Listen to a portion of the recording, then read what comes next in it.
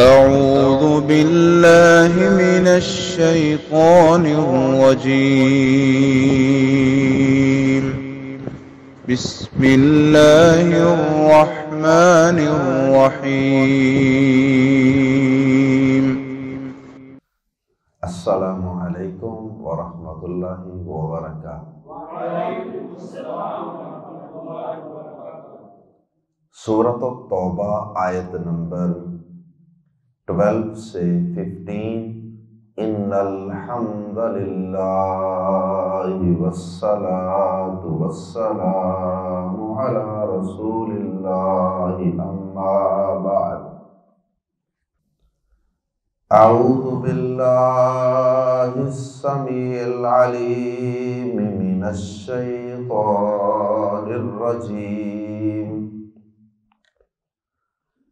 من ہمزہ ونفخہ ونفثہ وَإِن نَكَثُوا أَيْمَانَهُم مِّن بَعْدِ عَهْدِهِمْ وَطَعَنُوا فِي دِينِكُمْ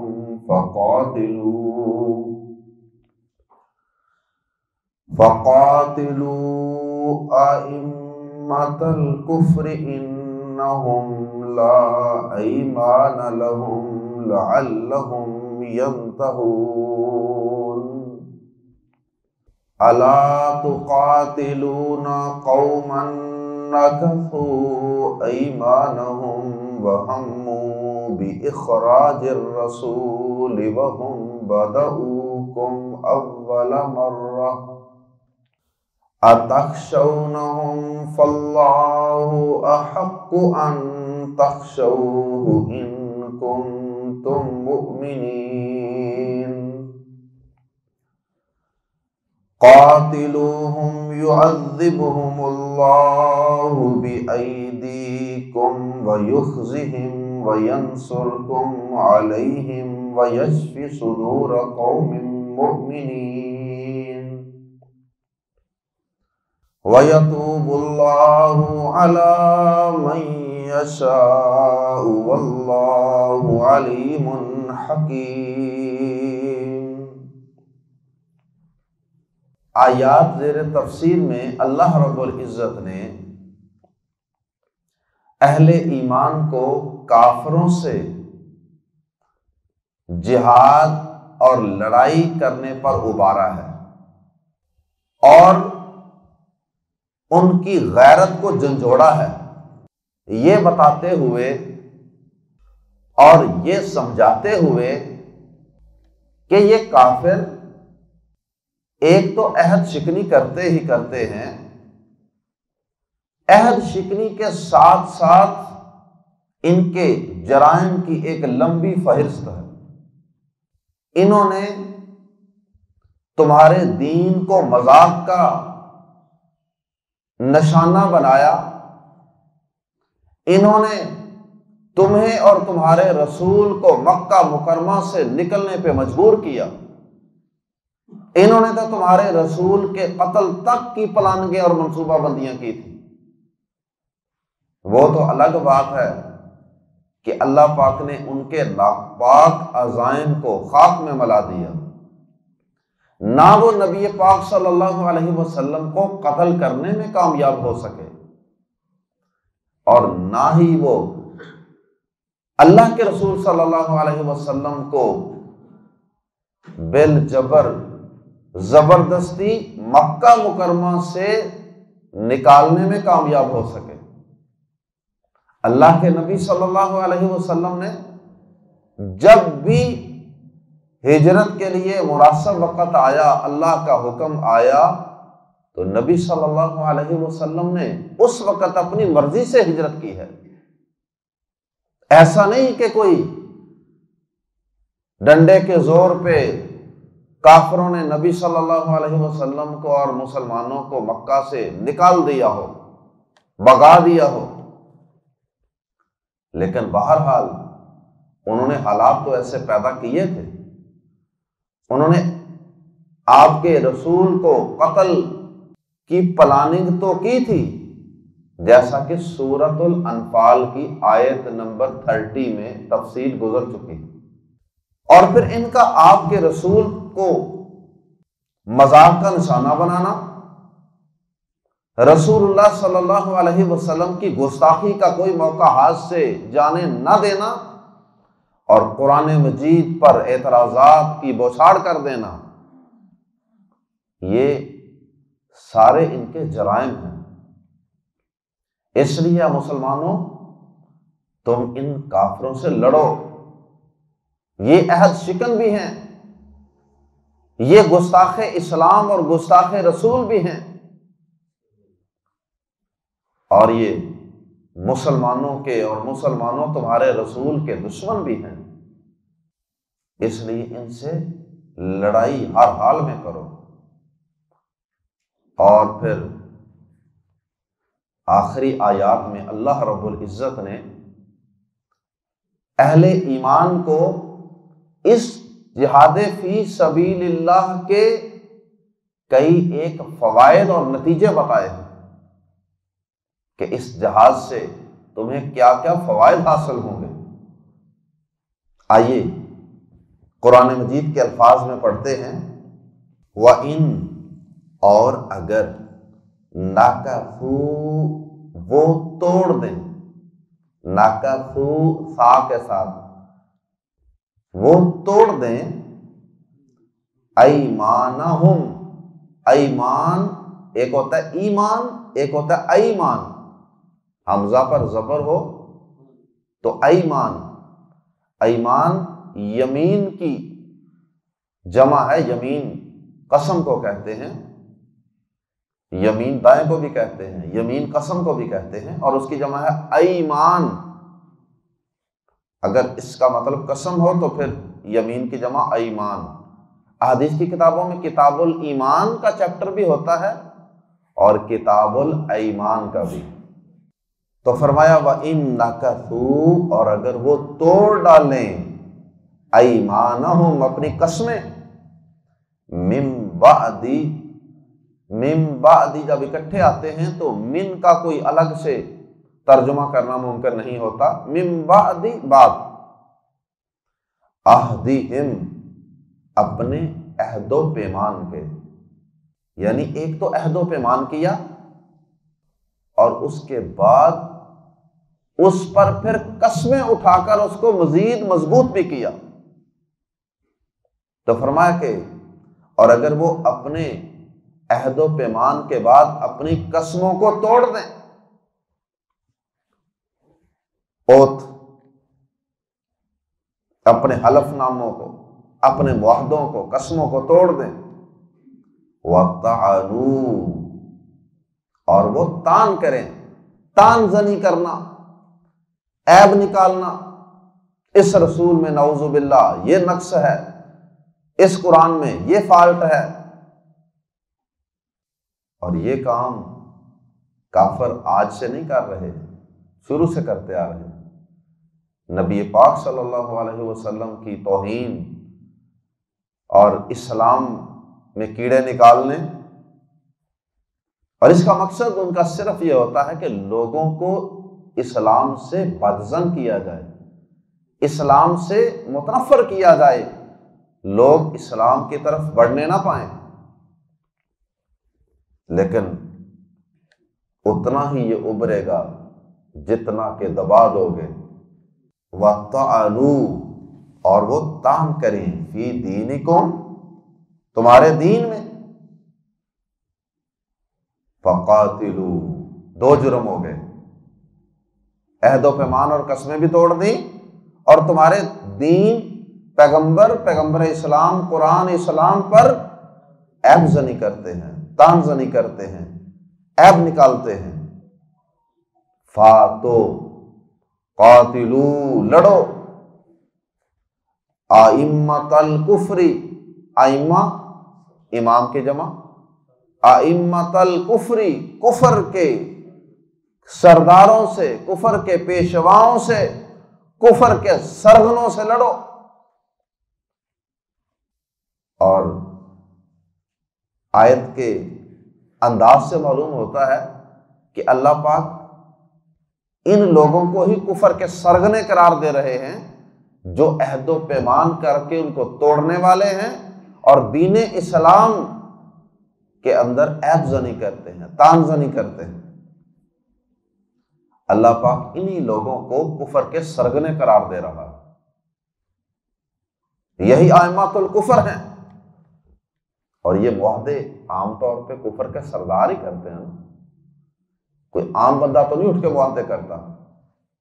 اور اسلام کے خلاف زبان درازی بھی کفر کے سردار ہی عام طور پہ کرتے ہیں، بڑے لوگ ہی کرتے ہیں، یا اگر کوئی چھوٹا کمتر کوئی کمینہ اور ذلیل اٹھ کے یہ حرکت کرتا ہے تو اس کو پشت پناہی کسی ائمۃ الکفر ہی کی، کسی امام الکفر کی ہوتی ہے۔ جیسے آج کے دور میں بھی دیکھ لیں کتنی کتنی حکومتیں ہیں جو کہتی ہیں کہ ہاں ہم تو اپنی عوام کو اس کرتوت سے، اس کمینگی سے نہیں روک سکتے، وہ رسول اللہ صلی اللہ علیہ وسلم کی گستاخی میں وہ خاکے بنائیں، جو بھی کریں، کہتے نہیں جی ہم نہیں روک سکتے۔ تو یہ ان کی پشت پناہی ہے۔ اللہ اکبر۔ فرمایا انہم، بے شک یہ لوگ، لا ایمان، لا ایمان، کوئی قسمیں نہیں، لہم، ان کے لیے، انہم، بے شک یہ لوگ، یعنی یہ ایسے لوگ ہیں، لا ایمان لہم، ان کی کوئی قسمیں نہیں، یعنی ان کی قسموں کا کوئی اعتبار نہیں، ان کی قسموں کی کوئی حیثیت نہیں ہے۔ اور پھر آخر میں اللہ پاک نے ان سے لڑائی کرنے، جہاد کرنے کی حکمت بیان کی، اور ان کی قسموں کا واقعی کوئی اعتبار نہیں، ان کے معاہدوں کا واقعی کوئی اعتبار نہیں، نہ اس دور میں اعتبار تھا، نہ آج کے دور میں اعتبار ہے۔ اس دور میں اللہ اکبر، بنو قریظہ نے عہد شکنی کی مدینہ میں، ان پر بھی نبی صلی اللہ علیہ وسلم نے چڑھائی کی، اور ادھر مکہ والوں نے، قریشیوں نے صلح حدیبیہ کی شرائط کے مطابق 10 سال کے لیے جنگ بندی کے معاہدے کی مخالفت کی، بنو بکر کی حمایت کر کے۔ بنو بکر اور بنو خزاعہ کی جب لڑائی ہوئی، بنو خزاعہ مسلمانوں کے حامی تھے اور بنو بکر قریش کے حامی تھے، ان کی آپس میں لڑائی ہو گئی۔ اب قریش کو تو یہ چاہیے تھا نا کہ ان کو سمجھاتے بجھاتے اپنے قبیلے کو کہ بھائی نہیں، لڑائی نہ کرنے کا ہم نے وعدہ کیا۔ تو بہرحال اس کے نتیجے میں اللہ کے نبی صلی اللہ علیہ وسلم نے مکہ مکرمہ پہ حملہ کیا اور ان کافروں کو سبق سکھایا۔ نبی صلی اللہ علیہ وسلم کی پوری زندگی اس بات پر گواہ ہے کہ آپ نے 2 چیزوں میں کبھی کمپرومائز نہیں کیا۔ 2 گناہ، 2 جرم کرنے والوں کو فوری اور سخت سزا دی، ایک عہد شکنی کرنے والوں اور ایک گستاخی کرنے والوں، زبان درازیاں کرنے والے جو اسلام کے خلاف بکواس کرتے تھے اور لوگوں کو اسلام سے متنفر کرتے تھے، روکتے تھے۔ اللہ اکبر۔ نبی صلی اللہ علیہ وسلم نے کعب بن اشرف یہودی کو قتل کروایا اور ابو رافع کو قتل کروایا، فدائی حملے کروا کے۔ کون ہے جو ان گستاخوں کو قتل کرے گا؟ اور یہ کعب بن اشرف کا قتل یہ بہت بڑا ٹارگٹ تھا، اور اللہ کے رسول صلی اللہ علیہ وسلم کے صحابی نے اس چیلنج کو قبول کیا، اور اس کا بہت بڑا قلعہ تھا، بڑی حکمت کے ساتھ اس ظالم کو اس کے گھر کے اندر جا کے، اس کے قلعے کے محل کے اندر قتل کیا۔ اسی طرح جب آپ نے مکہ فتح کیا، ہر شخص کے لیے معافی کا عام اعلان کر دیا آپ نے، لیکن جو اسلام کے خلاف، نبی صلی اللہ علیہ وسلم کے خلاف گستاخیاں کرتے تھے، گندی زبان استعمال کرتے تھے نا، ان کو بطور خاص چند لوگوں کو آپ نے نامینیٹ کیا کہ یہ اگر غلاف کعبہ کے ساتھ بھی لپٹے ہوئے ہوں تو ان کو وہاں سے بھی اتار کے قتل کیا جائے۔ ان 2 چیزوں میں کمپرومائز نہیں کیا۔ اور اس آیت کی روشنی میں ہی اہل علم نے کہا کہ اس آیت سے بھی یہ بات معلوم ہوتی ہے کہ نبی صلی اللہ علیہ وسلم کے گستاخ کو قتل کیا جائے گا۔ الفاظ ہے نا وَطَعَنُوا فِي دِينِكُمْ فَقَاتِلُوا أَئِمَّةَ الْكُفْرِ۔ آج کے دور میں بھی ان کے معاہدوں کی کوئی حیثیت نہیں، اور یہ خود ہی معاہدے کرتے ہیں مسلمانوں کو، لوگوں کو، اقوام عالم کو دھوکہ دینے کے لیے، اور خود ہی ان معاہدوں کو رونتے ہیں۔ جب ان کے اپنے مفاد ہوتے ہیں سارا کچھ پس پشت پھینک دیتے ہیں۔ اللہ اکبر۔ آپ بغداد کے اندر دیکھ لیں، تتاریوں نے مسلمانوں کے اوپر کیا ظلم و ستم کے پہاڑ توڑے، ان کی اینٹ سے اینٹ بجا دی تھی۔ اور اندلس کے اندر نصرانیوں نے مسلمانوں کو چن چن کے مارا، اور آج افغانستان ہو، عراق ہو، فلسطین ہو، کشمیر ہو، ہر جگہ یہ نصرانی، یہودی، کمیونسٹ، جہاں جہاں بھی جس کو موقع مل رہا ہے، اسلام کو مٹانے کے لیے، مسلمانوں کو دنیا سے ختم کرنے کے لیے نہ وہ کسی معاہدے کی پرواہ کرتے، نہ کسی انسانی حقوق کے چارٹر کی انہیں کوئی پرواہ ہے، نہ انہیں جنیوا کے اندر ہونے والے معاہدے کی کوئی پرواہ ہے، قیدیوں کے حقوق کے تحفظ کے حوالے سے جو معاہدہ ہوا۔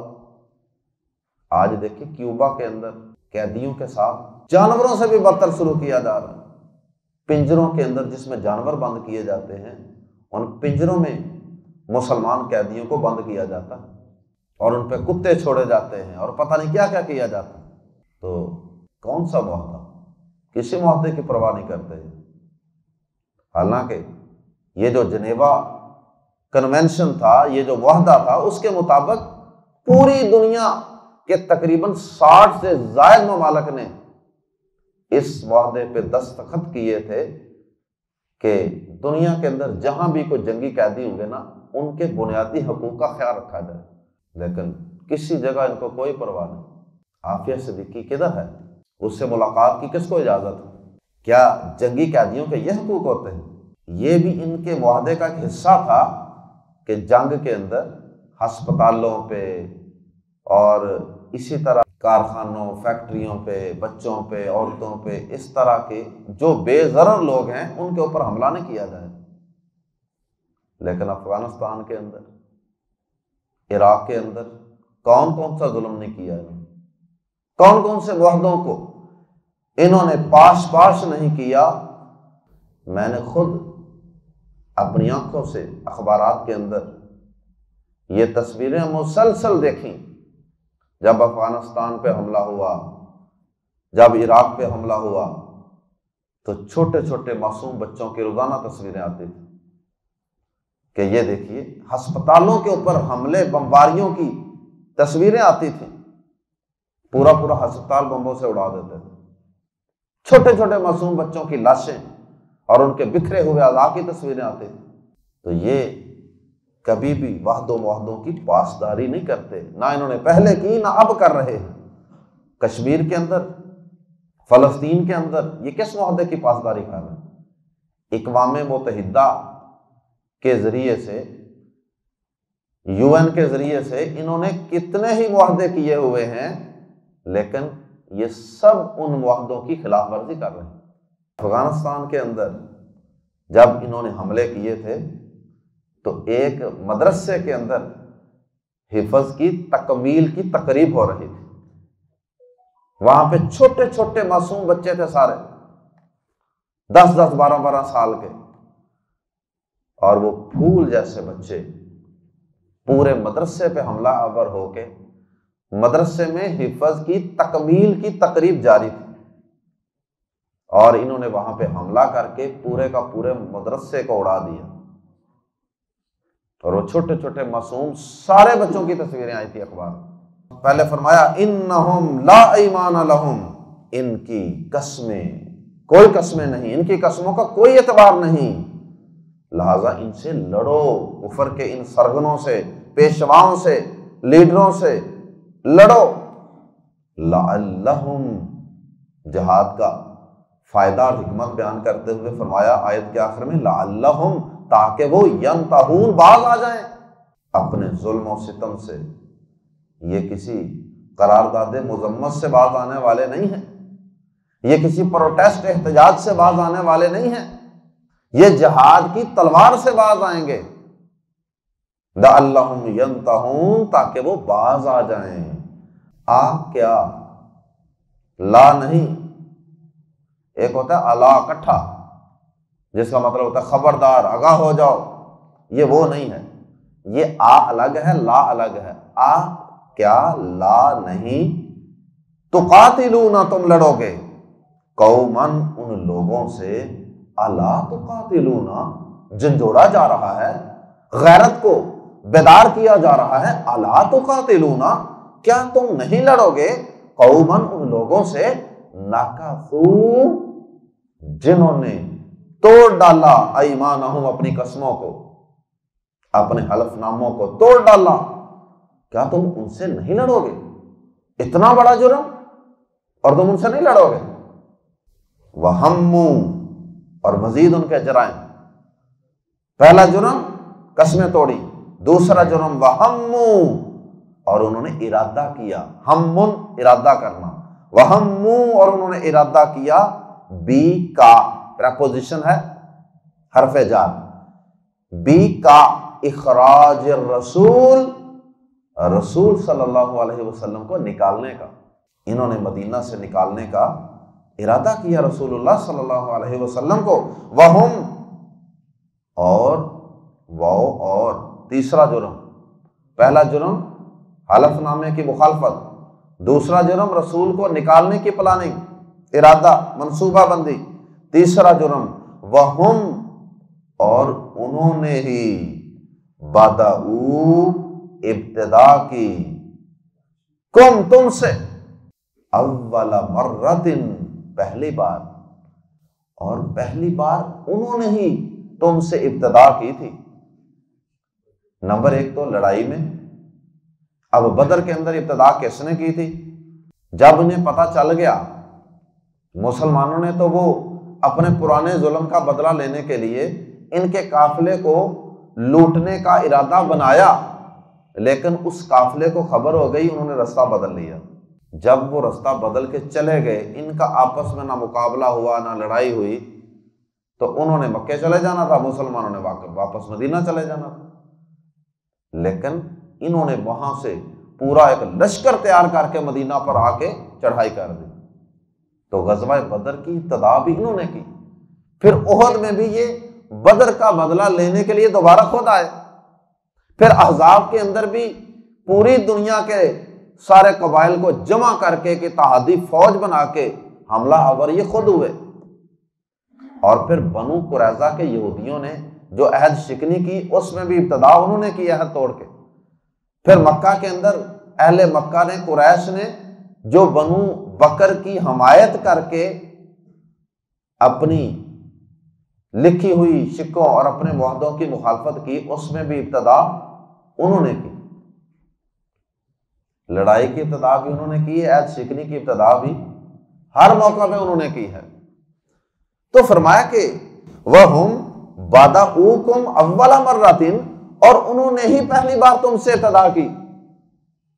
ابتدا بھی وہ کریں، ظلم بھی وہ کریں، گستاخیاں بھی وہ کریں، مسلمانوں اور رسول صلی اللہ علیہ وسلم کی زندگی کو اجیرن بھی وہ بنا دیں، زندگی کو تنگ وہ کر دیں، کیا تم پھر بھی ان سے نہیں لڑو گے؟ کیا مزید اللہ پاک جھنجھوڑ رہے ہیں، کیا تخشون، تم ڈرتے ہو ہم ان سے؟ کسی کی غیرت کو ابارنے کا بڑا زبردست طریقہ ہے۔ مر گئے ہو، رہ گئے ہو، تمہاری غیرت بالکل ہی مر گئی ہے، تم اس سے ڈرتے ہو؟ تو جب اس طرح کسی کو کہا جاتا نا، تو بندہ پھر ذرا دلیر ہو کے کھڑا ہو جاتا، نہیں میں نہیں اس سے ڈرتا۔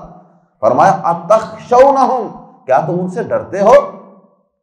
فاللہ، پس اللہ، احق، زیادہ حق رکھتا ہے، سپرلیٹو ڈگری ہے، احق، زیادہ حق رکھتا ہے، ان کے تخشو، تم ڈرو ہو اس سے، فاللہ احق ان تخشوہ، تو اللہ زیادہ حقدار ہے کہ تم اس سے ڈرو، ان اگر کنتم ہو تم مؤمنین، ایمان والے۔